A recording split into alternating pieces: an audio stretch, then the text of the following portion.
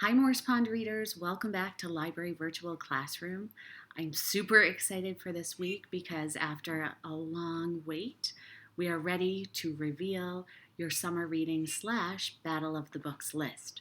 So, when right above me, you'll see a sign that says Battle of the Books. When you click on that, there will be a link to a video that summarizes the Battle of the Book program and will reveal the titles that are on this year's list. I'm so excited, and I hope you enjoy the selections that we've made for you. The other really amazing news is that our wonderful PTO has voted to buy each and every one of you a copy of one of the books on the summer reading list that is brand new. The title of the book is The One and Only Bob. It is a companion text to The One and Only Ivan. Many of you, I know, have read it and enjoyed that book. If you haven't read it, don't worry. You don't need to read The One and Only Ivan in order to understand The One and Only Bob. It is a really amazing, well-written novel that I think we're all going to enjoy together. Last week, I talked to you about Orange for the Sunsets, which was the book that I was just starting. I finished that historical fiction novel and absolutely loved it. Historical fiction is my all-time favorite genre because it teaches me about history in a really accessible way. In Orange for the Sunsets, I learned what life was like in Uganda when someone took over and wasn't really kind to all the citizens of the country in the early 1970s. It was a fascinating read. This week, I'm switching it up and I'm reading a realistic fiction book that was recommended to me by one of the students in 6th grade book club. It is called Something to Say by Lisa Moore Ramey. And I wanted to read you the author's note at the beginning of the book because I just really appreciated what she wrote to us, her readers.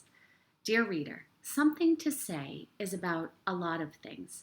It examines whether we should hold people accountable for things they said or did a long time ago, or when it was a different time.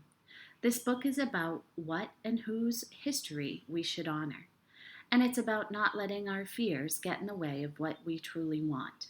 But when I first started writing this story, it was simply about a girl desperate to remain invisible. Some people push people away. They seek the shadows. They go through life taking up as little space as possible. It can be hard to understand, especially in our consumed with popularity society. But I get it. I was an odd kid. Books were better company for me than people. I lived a lot in my imagination, which was a very real world to me. This wasn't a problem until the first time I had to deliver a speech and got ripped from my imaginary world in a horrible, painful way. I thought I was going to pass out. I skipped over words, I trembled, and sweat dripped from me as if I were in the shower. I couldn't explain or understand the fear. I wasn't shy, but there was something about standing in front of a group, feeling judged, being seen, that petrified me. As I wrote Janae's story, it made sense she would share this fear. Some people may not understand Janae, and how could she believe the things she does? And why can't she simply give a speech? I didn't write this book for them. It's for the invisible ones, and for the ones who believe in impossible things. Like I said, I was an oddball, and that's okay. Odd just means different, and different isn't bad.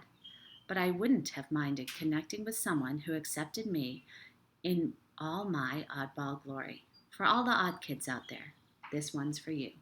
Sincerely, Lisa. So I'm super excited to read this book. The 6th grader who recommended it to me said it's now one of her all-time favorites.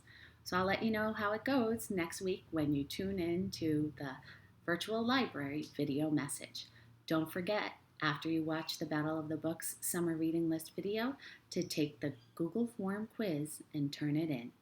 Have a great week. Reach out via email or Google Meet if you'd like to catch up. Bye. I miss you a bunch.